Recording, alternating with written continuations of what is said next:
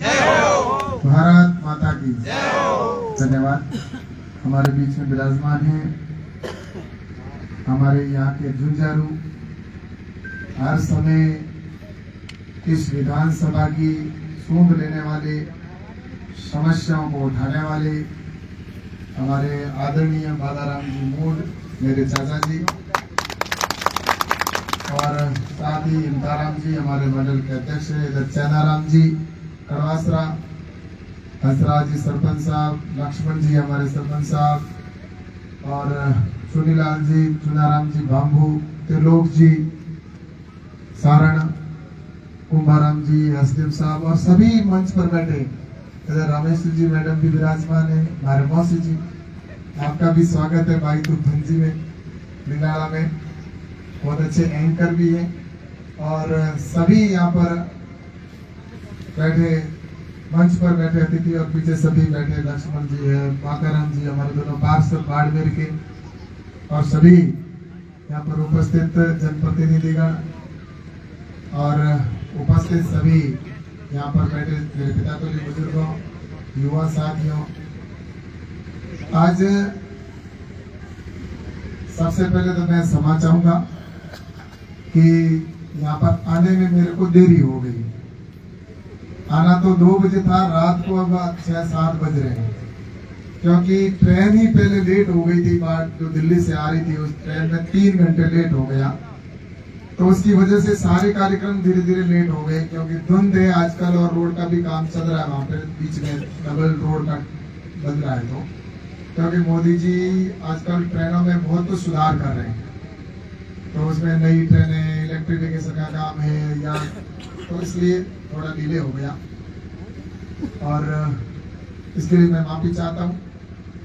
और आज ये जो यात्रा यहाँ पे आई है, ये यात्रा नरेंद्र मोदी जी ने पूरे देश के अंदर निकाली है, जिसमें विकसित भारत संकल्प यात्रा, यानी कि भारत को विकसित करने का संकल्प लेना, और उसको गांव में जाकर और उस यात्रा के माध्यम से जिन लोगों के काम नहीं हो रहे हैं, जो नरेंद्र मोदी जी की स्कीम है, उनके फॉर्म भरवाकर उनको उन्हीं के गांव के अंदर उनकी समस्याओं का समाधान करना।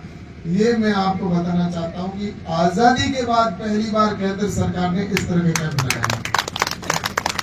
राज्य सरकारों ने, राजस्थान की सरकार ने पहले लगाए कैंप, लेकिन भारत सरकार ने कभी नहीं लगाया। ये पहली बार नरेंद्र मोदी जी ने कहा कि मुझे लास्ट व्यक्ति जो बैठा है उसके काम होना चाहिए। वो क्यों चक्कर काटे? आज मैं आपसे कहना चाहता हूं कि मैं भारत सरकार में मंत्री हूं, लेकिन मेरे पास अधिकारियों की फाइल आती है ना, तो मैं 1 मिनट भी मेरे पास रोकता नहीं। मैंने उसको पढ़ा, पढ़ने में जो समय लगता है, चाहे आधा दिन लगो या 1 घंटा लगो या 1 दिन लग जाओ, लेकिन उसके बाद फाइल रोकने का औचित्य क्या है? उसका मतलब है उसको फाइल नीचे से जो आई है उसको सैंक्शन करके अगले का काम करना है। आपने अगर 4 दिन 5 दिन अपने पास में या 10 दिन रोक के रखा है, इसका मतलब आपकी नीयत में कोई खोट है। आप उस फाइल के माध्यम से कुछ न कुछ लेना चाहते हो किसी से। नरेंद्र मोदी जी कहते हैं ऐसा कभी आने वाले समय के अंदर हम नहीं होने देंगे। मोदी जी के मंत्रिमंडल में कोई भी मंत्री हो, चाहे मैं हूं चाहे कोई भी मंत्री हो, फाइल को रोकने के लिए वो समय जाया नहीं करते।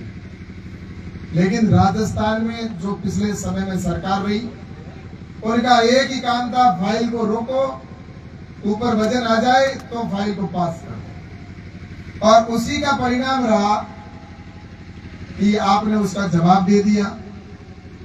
आज से 10 दिन 15 दिन पहले फैसला आया, और उस फैसले के अंदर आपने उसको उल्टा कर दिया। अब उल्टा तो वो हो गया, और वो अपने लखनऊ की वजह से हुए। उन्होंने जनता की बात को नहीं सुना, जनता की जो समस्याएं थी उनको नहीं उठाया, उल्टा समस्या ग्रस्त करने का काम किया। इतनी महत्वपूर्ण योजना थी नरेंद्र मोदी जी की, जो हर घर जल योजना, हर घर में टूटी लगाने की योजना, इतनी महत्वपूर्ण, जिस पर राजस्थान सरकार को भारत सरकार ने सबसे पहले पैसा दिया। क्योंकि गजेंद्र सिंह जी शेखावत राजस्थान के रहने वाले, इसलिए उन्होंने, वो जल शक्ति मंत्री थे तो उन्होंने कहा सबसे पहले पैसे मैं राजस्थान को दूं। राजस्थान को दिए, सबसे ज्यादा दिए। अगलों ने 1 साल की एनओसी भी नहीं दी, फिर भी कहा कि राजस्थान को दूसरी किस्त दे दी। तीसरे साल की भी किस्त एनओसी नहीं दी, फिर भी पैसा दे दिया उनको। जबकि दूसरे राज्यों की एनओसी आने के बाद में पैसा, लेकिन राजस्थान को बिना एनओसी के पैसा दिया, ताकि रेगिस्तान हो चाहे कहीं पे भी हो, राजस्थान को सबसे पहले मीठा पानी मिल जाए। लेकिन उस योजना का पैसा भी उन्होंने ज्यादा पूरा खर्च नहीं किया। एक तो 3 साल तक उस पर काम शुरू नहीं किया, 3 साल तक तो काम शुरू नहीं किया। उसके बाद में 3 साल आए, उसके बाद में जो टेंडर करवाए, और टेंडर के बाद में उनको वर्क ऑर्डर नहीं दिया, और वर्क ऑर्डर तब दिया जब उनके खाते में उनके कमीशन पहुंचे।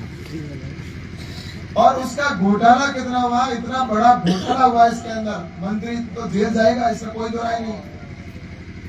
ऊपर से नीचे सब मिले हुए। ये अभी जो बालाराम जी शिकायत कर रहे थे, गांव के लोगों की शिकायत कर रहे, पाइप कहीं डाला है कि नहीं है, डाला तो कहां डाला, पानी पहुंचा, कनेक्शन हुआ उसका नहीं हुआ। और यहाँ तो ये है, कई जगह तो पाइप ही नहीं डाले, पाइप डाले तो फर्जी पाइप डाले। इसकी वजह से उनके खिलाफ तो कानूनी कार्रवाई होगी। अब कोई भी भ्रष्टाचारी होगा, उसको ये सरकार जो नई राजस्थान में भारतीय जनता पार्टी की सरकार आई है, वो बख्शने वाली नहीं है। वो जेल की तैयारियां कर ले, जिन्होंने भ्रष्टाचार किया है उनको जाना ही होगा। ये जनता का पैसा है, गाड़ी कमाई का पैसा है, टैक्स के रूप में जमा करवाता है राज्य के खजाने में। वो चाहे कोई भी बाजार से सामान लाता है तो उसके ऊपर टैक्स लगता है, वो टैक्स राज्य के खजाने में जमा होता है, और वही पैसा जनता का वापस उसके विकास में लगता है। और उस पैसे को खाने का काम करेंगे। उसको छोड़ना चाहिए कि नहीं छोड़ना चाहिए, मुझे बताओ। नहीं छोड़ना चाहिए। ऐसों को जेल जाना चाहिए कि नहीं जाना चाहिए? तो इस तरह से इन्होंने एक नहीं कई घोटाले किए, तो इन घोटालों वालों की जवाब तो दिया जाएगा। और मैं यहाँ पर जो आईएन है, एक्शन है, कान खोल कर सुन ले।